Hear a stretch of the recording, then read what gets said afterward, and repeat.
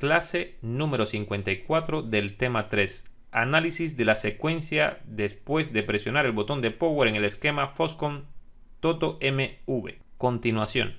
Medición 7. Sys Power Button almohadilla. O mejor dicho, el power que le envía el KBC al bloque ACPI. Bien, como ya hemos comentado en clases anteriores, esto puede variar mucho, es decir, este nombre nos puede variar mucho. Por lo tanto, buscamos el recurso que ya hemos comentado en otras clases. Nos situamos dentro de lo que es el bloque ACPI y buscamos Power Button. Eso dentro del bloque no cambia. Página 13 del esquema, bloque ACPI Wake Up Events. Si localizamos todos los nombres que tiene este bloque internamente, todos estos nombres, dentro nos vamos a encontrar uno, posición J4, que dice PWR-BTN almohadilla, Power Button.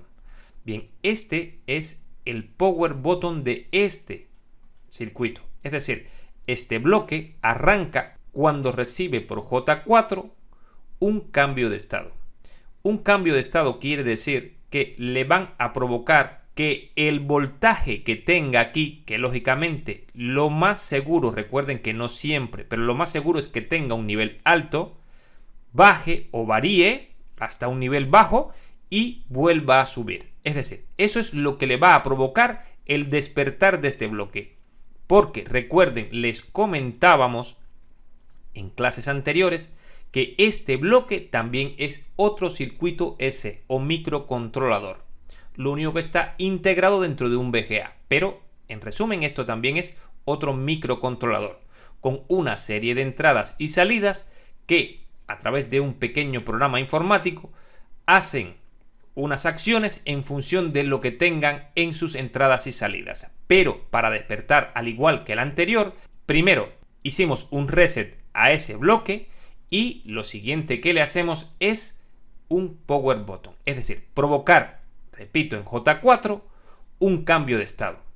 Desde luego que al esto ser una bola o una posición debajo de un chip, no podemos medirlo aquí. Tenemos que irnos obligatoriamente a la página 23, donde tenemos a nuestro circuito S o KBC, y medir. ¿Qué vamos a medir? Bien, después de identificar esta palabra, identificar esta es muy sencillo. Seguimos la línea y de la página 23 viene Sys Power Button. Ahora sí, ya tenemos con seguridad y claridad esta palabra. Este pin es el que tengo que medir en el KBC. Página 23, pin 4. El pin 4 nos lleva directamente a Sys Power Button, que va a la página 13, que era donde estábamos localizando este nombre. Bien, para medir este voltaje o esta señal, tenemos que situarnos en voltios de continua, nuestro multímetro, el pin negativo a masa y el positivo en el pin 4. Cuando presionemos el botón de Power, en este pin 4 tiene que reflejarse un cambio de estado. Repito, de un nivel a otro. El nivel puede ser un nivel, como ya hemos mencionado en otras clases, un nivel 0 que sube a nivel alto o un nivel alto que baja a 0 u otro valor y luego vuelve a restablecerse cuando dejemos de presionar el botón del Power. Es decir, puede estar en 3,3 voltios, bajar a 0,2 y cuando dejemos de presionar, en el pin 4 vuelven a aparecer los 3,3 voltios. Eso significa para este equipo un cambio de estado en el pin 4 que envía a la posición J4 de nuestro bloque ACPI o de nuestro FSH. Bien, cuando ya tenemos esta medición hecha de forma correcta, es decir, ya hemos medido esto, ya estamos dentro de la secuencia, esto sí forma parte de nuestra secuencia genérica. Después que ya le he hecho el reset al bloque ACPI, lo siguiente es provocarle un cambio de estado en el Power Button de ese bloque. Después de comprobar que efectivamente el Sys Power Button provoca en esta posición de este VGA un cambio de estado, es decir, lo he medido en el circuito S o KBC, pero llega al bloque ACPI y provoca un cambio de estado. Ahora, el bloque ACPI tiene que responder a ese cambio de estado.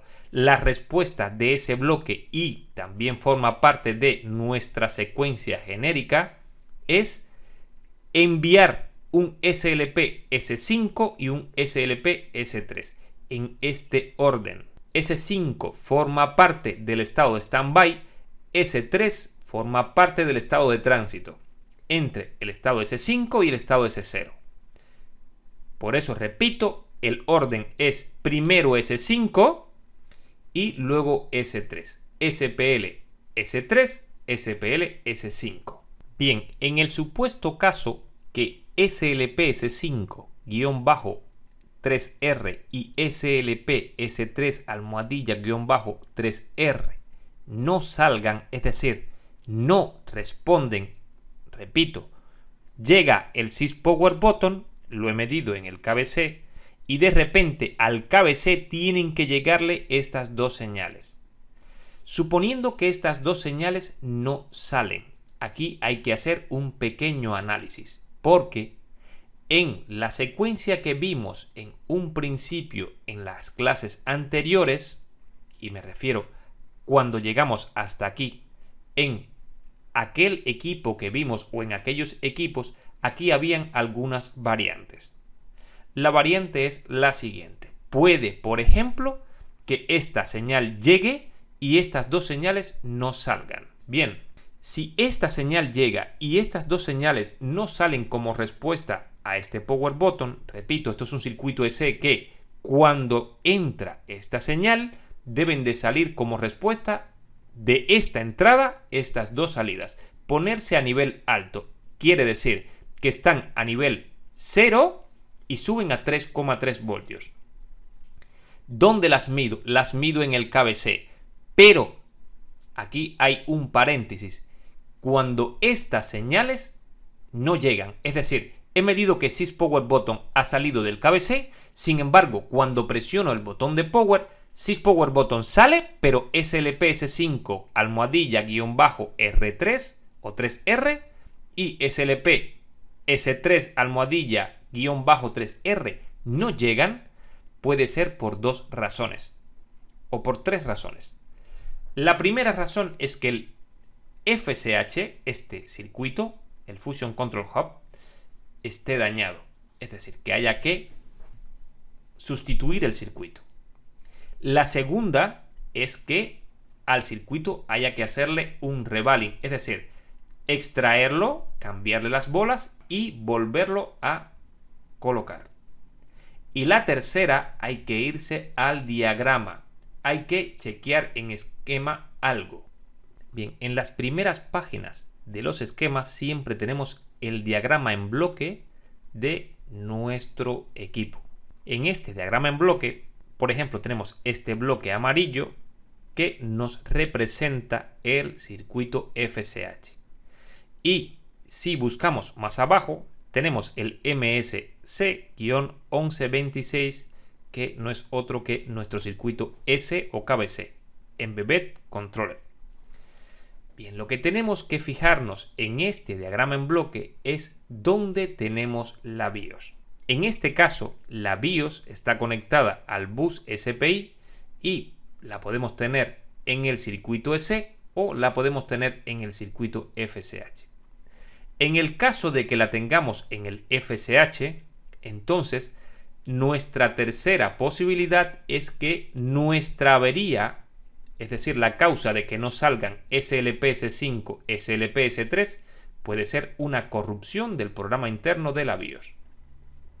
Por lo tanto, tenemos que fijarnos aquí y decir, ¿la BIOS está colgando del KBC o está colgando del FSH? En este caso está colgando del FSH. Por lo tanto, es posible, es una de las posibilidades que tenemos por las que no saldrían las señales SLP-S5 y SLP-S3 del bloque ACPI cuando el circuito EC o KBC le envíe el SysPowerButton. Recuerden, el SysPowerButton es el power button del bloque ACPI. Bien, entonces, en resumen, si las señales SLP-S3 y SLP-S5 con lo que traigan, por ejemplo, en este esquema traen almohadilla, guión bajo, 3R cada una.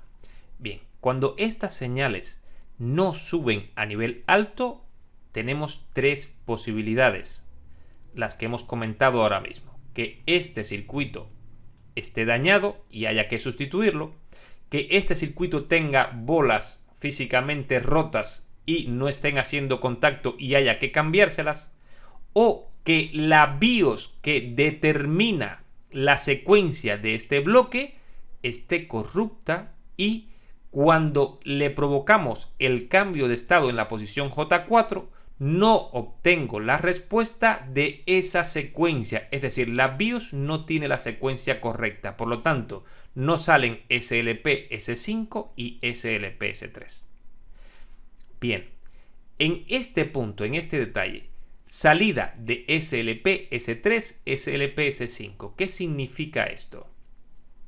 Bien, las señales SLP S3 y SLP S5 son dos líneas que permanecen en cero.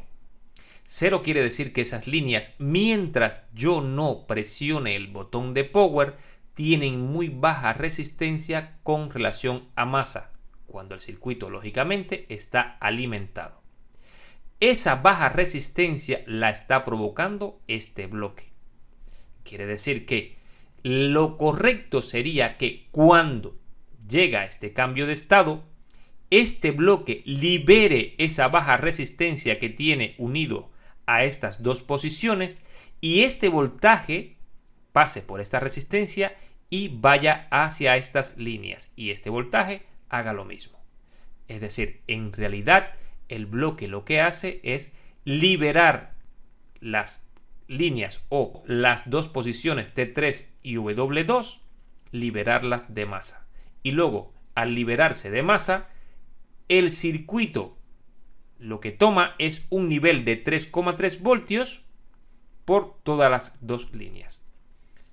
Repito, cuando presiono el botón de power, estas dos líneas toman un nivel de 3,3 voltios porque quedan en una posición abierta y toma el control el voltaje que esté aplicado a través de estas dos resistencias, RS108 y RS109. Bien, ¿dónde voy a medir las señales SLPS3 y SLPS5? Aquí hay un pequeño cambio, pero es obvio que no tenemos ningún problema en ello. Siempre estas señales las podíamos medir las dos en el circuito SE o KBC. Sin embargo, en este equipo tenemos una variante. Tenemos que la señal SLP S3-3R llega al KBC, que está en la página 23. Sin embargo, SLP S5 no llega a la página 23. ¿Qué significa esto? Bien, esto significa que en secuencia las dos señales llegan al mismo tiempo. Por lo tanto, el diseñador de este esquema ha decidido que basta con entregarle una al circuito SE o KBC, hacerle llegar una, para que pueda determinar que la otra también se ha liberado. Es decir, quiere decir que cuando el power button cambia de estado o provoca el cambio de estado en la posición J4, estas dos señales están manejadas por un solo punto. Es decir, un solo circuito interno que maneja las dos a la vez. Eso es lo que significa que con informarle de una sola al circuito SE o KBC, dan por hecho que las dos tienen el mismo estado, ya sea estado cero o estado alto. Cuando hablamos de estado alto, repito, hablamos de un valor de 3,3 voltios.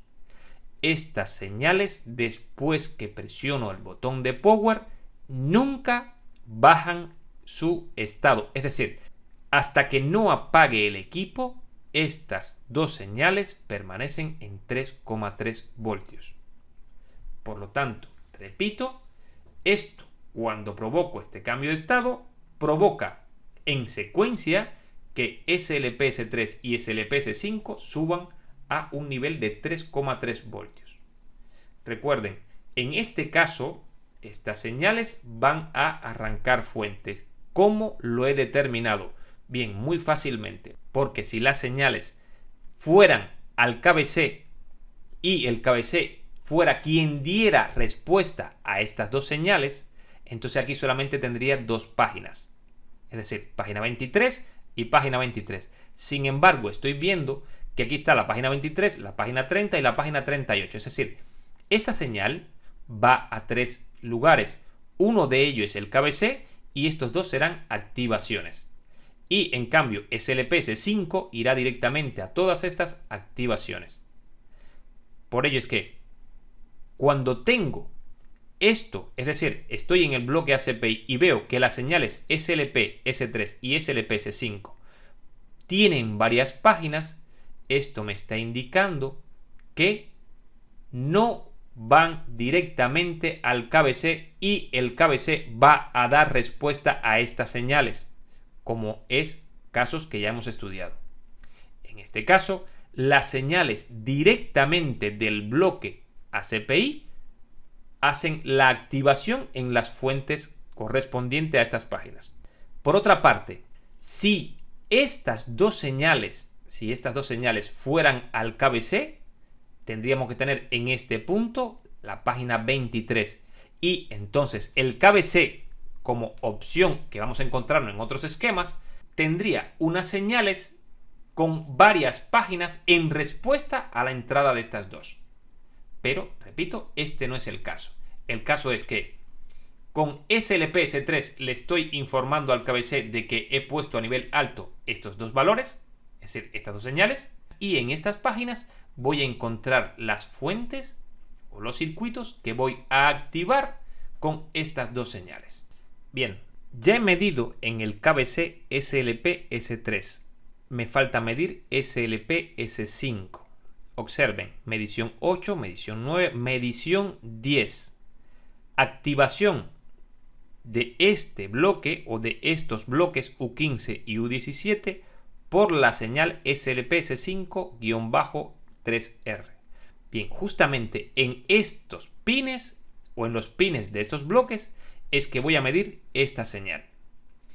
Repito, si no puedo medir SLP-S5 en el circuito EC o KBC porque esta flecha en este diagrama estaría incorrecta, porque esta señal no llega aquí, va directamente hacia estos dos bloques, es en estos dos bloques que voy a medir esta señal. No la puedo medir en el KBC porque no llega al KBC. Este circuito le ha informado con únicamente esta al circuito EC de que estas dos se han puesto a nivel alto. Bien, como medición 10, salida de este voltaje y salida de este voltaje. En este caso podemos decir que esto es una particularidad. Esta medición no entra dentro de nuestro método genérico de medición después que presiono el botón de power. Lo que sí entra es que se pone a nivel alto SLPS5 y que se pone a nivel alto SLPS3. Y que podemos investigar siguiendo la secuencia, es decir, viendo a dónde van cada uno de ellos o buscándolo directamente en el buscador control F dentro del esquema y localizando las fuentes que activan y si alguna de ellas tiene correlación. En este caso, esta no tendría correlación con ninguna otra. Sin embargo, estas dos salidas no son otra cosa que la activación de los voltajes USB 1 y USB 3. La única correlación que puedo encontrar entre este circuito y la secuencia que vengo siguiendo es que, por ejemplo, el circuito se alimenta con más 5 VA, es decir, cuando se ha creado esto, este circuito recibe alimentación y, como es un switch o son dos switches, sencillamente este voltaje lo va a transmitir a una salida, provocando que este voltaje, al ser un circuito de switcheo o dos circuitos de switcheo, sencillamente se limiten en corriente. Pasemos al esquema y veámoslo. Si observamos en la página 29 tenemos el circuito U15. Recuerden, eran U15 y U17. El circuito U15 ha recibido 5 voltios por las entradas 2 y 3, es decir, IN 1 e IN 2. Y cuando llega este nivel alto, por el pin 4, es decir, llega la señal SLP-S5, es decir, lo que hemos puesto a nivel alto desde el circuito ACPI o el bloque ACPI, entonces este circuito switchea y entrega 5 voltios en este pin. Este pin, repito, es la alimentación positiva del conector USB 3 de este equipo. Bien, hay que tener mucho cuidado en este detalle específicamente. 4. Estos circuitos de switcheo no siempre se activan con un nivel de 3,3 o un nivel alto. En este caso lo tenemos muy claro porque hemos liberado a esta señal de masa y ha tomado un valor de 3,3 voltios. Además, somos conscientes de clases anteriores de que las señales SLPS3 y SLPS5, cuando presiono Power, suben a nivel de 3,3. Por lo tanto, este circuito U15 está recibiendo un nivel de 3,3 voltios y esto está provocando que switchee estos 5 voltios hacia estos pines. Diferencia. Bien, estos 5 voltios tenían 5 amperios y ahora los he limitado a 2 amperios. Quiere decir que en el conector USB 3 solamente puedo colocar una carga igual o inferior a 2 amperios. Es el límite de corriente que me permite este dispositivo. Por lo tanto, repito, lo único que he hecho es, cuando llega este voltaje al pin 4, el circuito switchea y pone a nivel alto, alimenta al conector USB 3. Esto en muchos casos es necesario por secuencia por temas de arranque. Quiere decir esto, que en algunos equipos, no en todos, los diseñadores tienen una forma de actualizar la BIOS cuando se corrompe o no da imagen de pantalla. A través de una combinación de teclas provocan que haga una lectura del puerto USB X, es decir, en este caso, si fuera el 3 sería el 3. No lo sabemos porque en todos los equipos no se hace de igual forma, por lo tanto, cuando tengan seguridad de que un equipo se puede despertar o se puede actualizar la BIOS por una combinación de teclas, un firmware y un puerto USB, les sugiero que hagan pruebas con todos los puertos USB que tenga este equipo, porque no siempre todos los puertos se activan al mismo tiempo y al mismo momento. En este caso, supongo que este puerto USB se está activando como primer paso de toda esta secuencia por alguna razón de diseño, es decir, algún tema de actualización, etc. Por lo tanto, en nuestro diagrama en bloques, en nuestro diagrama que venimos siguiendo, la activación de los circuitos U15 y U17 podría ser por un tema de seguridad con relación al voltaje de salida y la corriente que se demanda, o también por lo que acabamos de mencionar, es decir, una actualización del firmware a través de una combinación de teclas cuando el equipo tiene alguna avería de corrupción de firmware. Bien, entonces cuando hablo de tema de seguridad en este equipo precisamente no se cumpliría por una sencilla razón.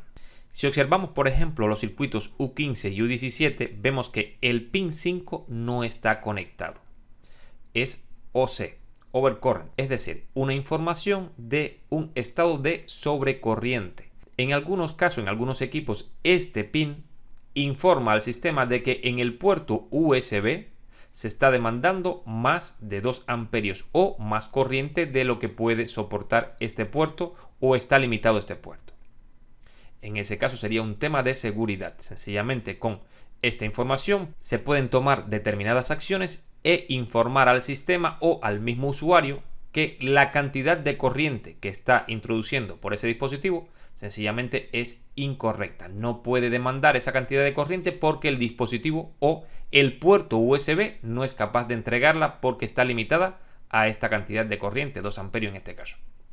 Bien, no es el caso precisamente porque los pines 5 de ambos circuitos de U15 y U17 no están conectados.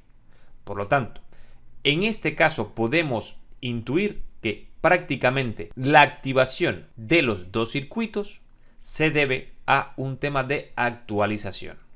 Medición número 12. APU-VDD-IO-SUS más 1,5 voltios o más 1,35 voltios. La activación le llega a PU17 y quien lo activa es el SLP S5-3R.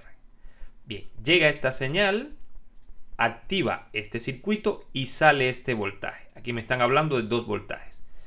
En el caso anterior, en la secuencia después de presionar el botón de power que vimos anteriormente en las clases pasadas, habíamos visto que efectivamente había un circuito que generaba un voltaje, en este caso era 1,8 voltios, y se activaba justo en este momento por esta misma señal. En este caso es lo mismo, es la activación del voltaje de RAM. Seguido a esta activación también venía la activación del voltaje de la controladora de RAM. Veamos PU17, el circuito RT8238A, y veamos qué similitud guarda con esta activación y la que vimos en el esquema que ya hemos estudiado. En la página 36 tenemos el circuito PU17. Este circuito se alimenta con 5 voltios principales, es decir, los 5 voltios que se crearon justo cuando he presionado el botón de power. Si vemos en la parte de arriba dice más 1,5 voltios y 0,75. Estos van a ser el voltaje de la controladora de RAM y este va a ser el voltaje principal de la memoria RAM. Desde luego, este voltaje va a ir a muchos circuitos, es decir, no me lo voy a encontrar en un solo punto de este equipo, me lo voy a encontrar como alimentación de muchos otros bloques. Por lo tanto, este voltaje únicamente no me lo voy a encontrar en la alimentación de la memoria RAM. Puedo encontrármelo en, repito, la alimentación de muchos otros bloques. Ahora bien, si observamos en esta parte, tenemos MEM-Power CNTL, control. Bien, y me dice, si el estado es 0, la salida será 1,35 voltios. Y si el estado es 1, la salida será 1,5 voltios. Cuando se refieren a 0 y a 1, se refieren que este punto de aquí, esta línea específicamente, o bien tiene una masa, sería este 0, o bien tiene estos 3,3 voltios que he sido aplicado en este punto. Esto quiere decir que dependiendo del valor que le demos a este punto, o bien una masa o un valor positivo, este transistor PQ37 va a conducir o no. Si PQ37 conduce, este voltaje de referencia va a variar. ¿Por qué razón? Bien, porque el voltaje de referencia, si lo vemos, depende de la salida. Es decir, este es el inductor magnético por donde van a salir o 1,5 o 1,35 voltios. Si observamos, 1,5 voltios pasan por aquí, esto es una resistencia de 100, pasan por aquí, esto ya es una resistencia de 18,7 kiloohmios, es decir, 18.700 ohmios, y lo introducen el valor aquí. Si este transistor no está conduciendo, hay un divisor que se hace por aquí. Es decir, entre esta resistencia PR119 y PR268 hay un divisor de voltaje que divide el voltaje dejando o bien 0,5 en este punto por estas dos resistencias, o en su defecto, si el transistor PQ37 conduce, aplico entre esta masa y este punto, observen, masa y el punto, masa y el punto, estaría poniendo PR268 y PR174 en paralelo. Si tengo un divisor de voltaje y a la resistencia inferior le agrego un valor en paralelo, varía también el valor del divisor de voltaje. Por lo tanto, en función de si PQ37 conduce o no, este valor de referencia variará y cambiará el valor de voltaje de salida del circuito. Es decir, el 1,35 voltios de salida o el 1,5 voltios de salida está en función de este valor, de la conducción de PQ37 y del paralelo o no de esta resistencia y esta resistencia con esta otra resistencia haciendo un divisor.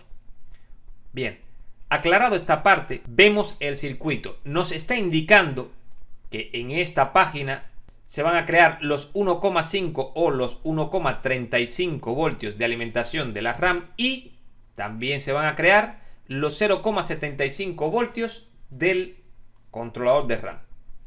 Bien, al circuito PU17 le llega por el pin 8 la activación. La señal SLP S5 almohadilla-3R que ha crecido de valor, se ha puesto en 3,3 voltios, ha activado esta salida, se comenzaron a generar los pulsos para mover estos MOSFET y este MOSFET, cargar y descargar a esta bobina y crear este valor de voltaje. Bien, después que se crea este valor de voltaje, observen, en la misma página tenemos el circuito PU12 que se alimenta justamente de este valor de voltaje que se acaba de crear, alimentamos a este circuito, alimentamos a la referencia del circuito. Observen, tenemos un divisor PR159 y PR160 que también está alimentado con ese mismo voltaje que hemos creado recientemente. Lo introducimos, voltaje de alimentación referencia, y nos da una salida por el pin 4 de 0,75 voltios con una corriente de aproximadamente 100 mA. Bien, este valor de voltaje es el voltaje que se va a utilizar para la controladora. Si observan, en nuestra secuencia no nos hablan de este voltaje. ¿Por qué razón? Bien, porque ya está condicionado. Está condicionado porque si este voltaje se fabrica, este circuito se alimenta y toma la referencia y crea el voltaje. Por lo tanto, ya está condicionado, no hace falta meterlo dentro de la secuencia. Sin embargo, podemos hablar de este voltaje en nuestra secuencia genérica. Es decir, que cuando creo el voltaje que va a alimentar a la memoria RAM, también de una forma directa o indirecta, creo el voltaje de la controladora. Esto sí es genérico. Esto lo vamos a encontrar prácticamente siempre en todos los equipos. Medición número 13. Al transistor de canal N o MOSFET de canal N PQ43B le llega directa o indirectamente, lo vemos en esquema, la señal SLP-S3.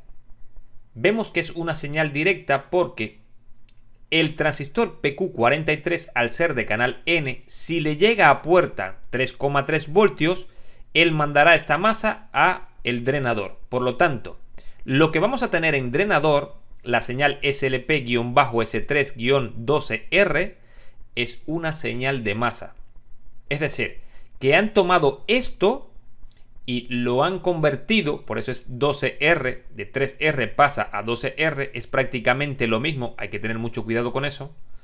Pero en este caso, esta es la respuesta de PQ43 cuando se le aplica este voltaje o esta señal a su puerta. Esta es la respuesta de PQ43 que convierte esto positivo en un valor negativo, es decir, en una masa. Veamos en esquema por qué fabrican esta masa y para qué es utilizada. Página 38. Al transistor PQ43 le llega a través de PR193 un voltaje o una señal que ha subido de 0 a 3,3 voltios. SLPS3 almohadilla-3R. Observen, aquí tenemos una línea de tiempo, un retardo. Sencillamente estos dos dispositivos, esta PR193 y PC142, retardan este voltaje, es decir, retardan el crecimiento de este valor para la conducción de PQ43. Eso sí, cuando la puerta de PQ43 ya tiene 3,3 voltios, PQ43 conduce y crea una masa en este punto. Ahora bien, si vamos a analizar qué es lo que en realidad ha ocurrido, tenemos que partir de este valor. Es decir, mientras no ha llegado este valor de voltaje, este punto o esta línea o esto que tenemos aquí, el SLP-S3-12R, tiene un valor de 5 voltios. Justo en la misma página donde tenemos el transistor PQ43 y se crea la señal SLP-S3-12R, es decir, esta masa cuando PQ43 conduce, también tenemos un circuito que está unido a este mismo punto. Este punto de aquí está unido a este punto de aquí. Por lo tanto, el drenador de PQ43B está unido a estas tres puertas. Este circuito ya lo conocemos de clases anteriores y es un circuito de protección de líneas.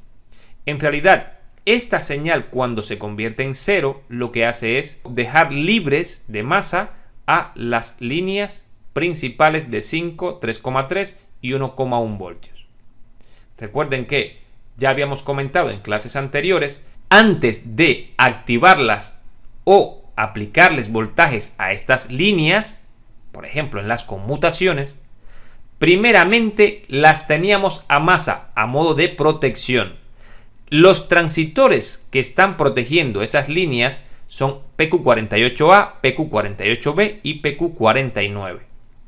Y las protegen, repito, de la siguiente forma. Tienen una baja resistencia que cuando el transistor conduce aplica masa en un extremo de la resistencia, impidiendo que esta línea pueda ser alimentada y la corriente de la línea vaya a las diferentes cargas. En este caso se cumpliría que la corriente circularía principalmente por donde menos resistencia está ofreciendo. Y la resistencia más pequeña de todo este circuito seguramente sería la PR195 hacia esta masa. De ahí que hay que tener mucho cuidado porque si algún transistor de estos cae a masa, es decir, cae a cortocircuito entre drenador y fuente, tendríamos una avería donde al encender el equipo encendería e instantáneamente se apagaría. ¿Por qué razón? Bien, porque las fuentes que crean estos voltajes encontrarían una sobrecarga. ¿Qué sobrecarga? La cantidad de corriente que demanden las cargas que ya están calculadas, más la carga esta que es muy pequeña que demandará una gran cantidad de corriente. Por lo tanto, esta fuente se protegería y apagaría instantáneamente el equipo. De ahí a que es muy importante conocer cómo trabajan cada uno de los circuitos. En este caso, repito, cuando esta señal es 5 voltios,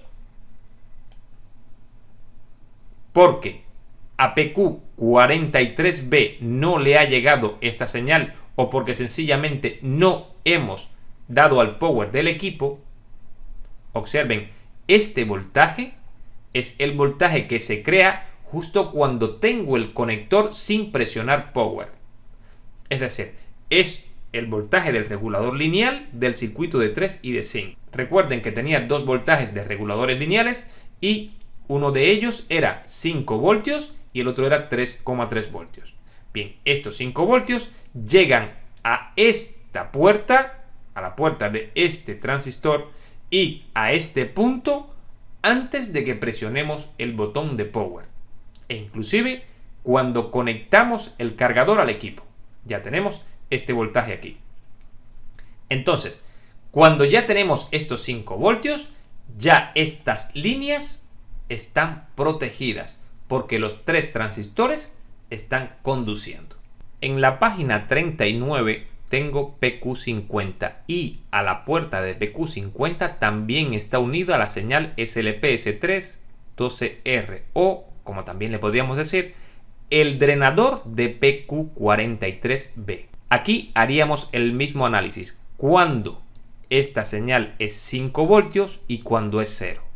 Cuando esta señal es 5 voltios, Q50 conduce y aplica masa en este punto. Cuando esta señal se convierte en 0, Q50 deja de conducir y deja libre a esta línea. Observen, No podemos decir que llegan 3,3 voltios. ¿Por qué razón? Bien, porque son más V 3.3S. Observemos la página anterior. En esta página anterior, en la página 38, puedo ver que acabo de liberar con la misma señal la línea de más V 3.3S. Quiere decir que esta línea aún no tiene voltaje.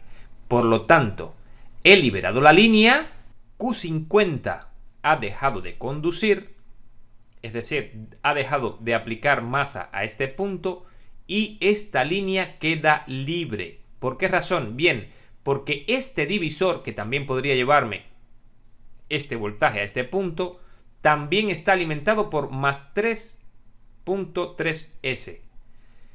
Este circuito sí está alimentado, pero todavía tiene un 0 a la salida. ¿Por qué tiene un 0 a la salida? Observen, más V 3.3A es el voltaje que salió después de presionar el power. Sin embargo, al circuito le llegó mucho antes el voltaje de 3,3 voltios que teníamos cuando conectamos el equipo al cargador. Es decir, los 3,3 voltios que alimentaron al circuito EC, que salieron del regulador lineal del circuito que genera los 3 y los 5, antes de presionar el botón de power, fueron aplicados a través de este divisor a este circuito.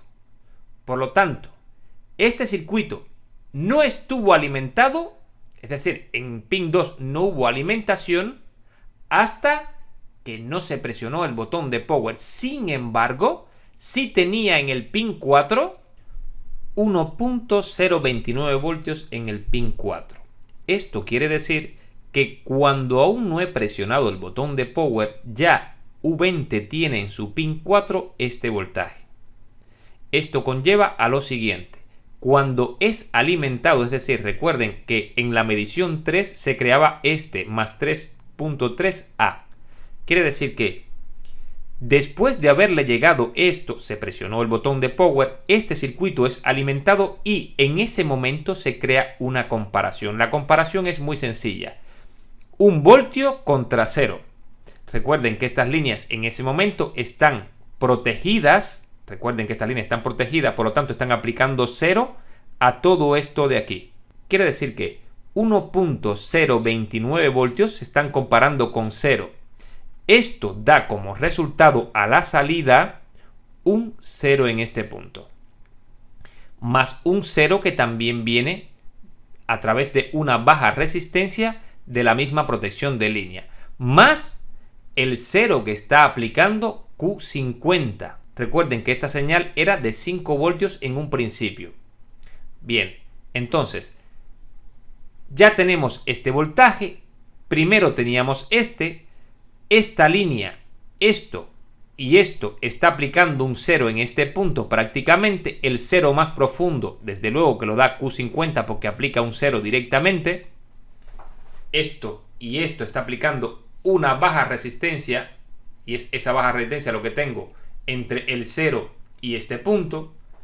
Pero cuando este valor, esta señal pasa a 0, que es lo que estamos analizando ahora mismo, entonces esta masa queda con 0, esta fuente queda con 0 y este transistor se queda abierto. Queda abierto y estas líneas también han quedado libres de esas resistencias bajas que tenían con relación a masa. Han sido liberadas de las protecciones de línea. Cuando eso ocurre, aún este circuito U20, por no tener un voltaje en estas líneas, sigue aplicando un 0 en este punto. Pero ahora el 0 que predomina lo da U20 únicamente. Entonces, como resumen de este circuito, cuando PQ43B conduce y pone a 0 esta señal, Q50 deja de conducir. Este circuito U20 es el único que está manteniendo a esta señal Startup en 0. Estas líneas están listas para aplicarles voltaje. Por lo tanto, ya podemos ver que PQ43B, al crear esta masa, o esta señal SLP S3-12R, que no es otra cosa que esta masa, es decir, la conmutación de esta masa hacia este drenador. Lo que están haciendo es preparando todas las líneas principales de voltajes para la conmutación. Medición 14, medición 15. Conmutaciones de los voltajes principales de 5 y 3 voltios. PQ42 y PQ44. Sencillamente lo que van a hacer es, después que fueron liberadas las líneas de voltaje, conmuto y alimento a esas líneas con sus voltajes respectivos. PQ42 y PQ44. Ahora sí podemos completar el circuito. Han entrado 3,3 voltios por aquí, se han retardado. Terminado ese retardo, PQ43 conduce, aplica masa a este punto donde habían 5 voltios, desaparecen y aparece una masa, deja de conducir PQ43A, que hasta ese momento estaba aplicando masa hasta este punto provocado por los 5 voltios que tenía en puerta. Cuando deja de tener los 5 voltios en puerta, es decir, cuando PQ43 ha conducido por este voltaje, aquí aparece una masa, masa. Aquí en drenador deja de haber masa porque PQ43A deja de conducir. Y en esta línea, en toda esta línea, aparecen 12 voltios. Los 12 voltios que he creado en la medición número 3 de esta secuencia. Es decir, cuando estos 12 voltios llegan a esta línea, estos son dos MOSFET de canal N, los dos, PQ42 y PQ44. Desde el momento que se crearon los 5 voltios A y los más 3,3 voltios A, al igual que más V12A, eran los 3 voltajes que se crearon en el punto 3 de medición. Cuando llegan estos, llegan los 3 a la vez. Sin embargo, no pueden conducir porque este voltaje fue anterior a estos. Recuerden, estos voltajes salen cuando yo presiono el power. Sin embargo, este ya existe antes de presionar el botón de power. Por lo tanto, como este voltaje existe antes de presionar el botón de power, es el voltaje que sale conjuntamente con los 3,3 voltios AL que alimenta al KBC. Este voltaje, como es antes, repito, de presionar el botón de power, tiene conduciendo a PQ43 antes. Es decir, esta línea es 0 antes de presionar el botón de power. Cuando presiono el botón de power aparecen estos 3 voltajes. Sin embargo, como PQ43 sigue conduciendo, esta línea sigue siendo 0. Cuando llega este valor positivo de 3,3 y hace conducir a PQ43, aplica una masa, un 0 en este punto, y este transistor que hasta ahora estaba conduciendo PQ43A deja de conducir. Estos 12 voltios entran en esta línea, entran a esta puerta, y hacen conducir a PQ42 y PQ43, creando a más V5S con una corriente máxima de 4 amperios y más V3.3S con una corriente máxima de 4 amperios. Esto quiere decir que en este momento se hacen las conmutaciones de los voltajes principales de 5 y 3 voltios. Este paso, al igual que la creación del voltaje de la memoria de RAM y la controladora de RAM, forman parte de nuestra secuencia genérica. Es decir, cuando escribamos nuestra secuencia genérica, van en ese orden.